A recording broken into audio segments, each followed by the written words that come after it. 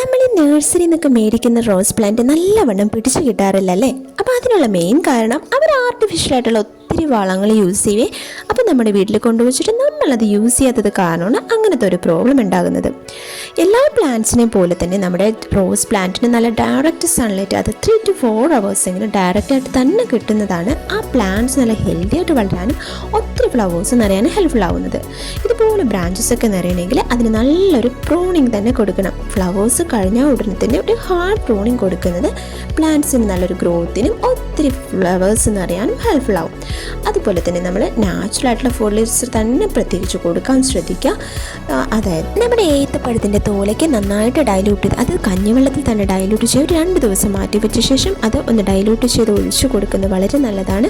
പിന്നെ തേയിലയുടെ ചണ്ടി കൊടുക്കാം. പിന്നെ നൈട്രജൻ കുറവായത് കാരണമാണ് നമ്മുടെ ആ ഒരു ലീഫിലേക്ക് ഒരു യെല്ലോയിഷ് വരുന്നത്. അപ്പോൾ അത് മാറാനായിട്ടും നല്ല വലിയ ഫ്ലവേഴ്സ് ഉണ്ടാവാനായിട്ട് നമുക്ക് തേയിലയുടെ ചണ്ടി ഇടയ്ക്ക് ഇട്ട് കൊടുക്കുന്നത് വളരെ നല്ലതാണ്. പിന്നെ അതുപോലെ തന്നെ കൗഡങ്ങ്, ചാണകപ്പൊടി ഏറ്റവും നല്ലതാണ്.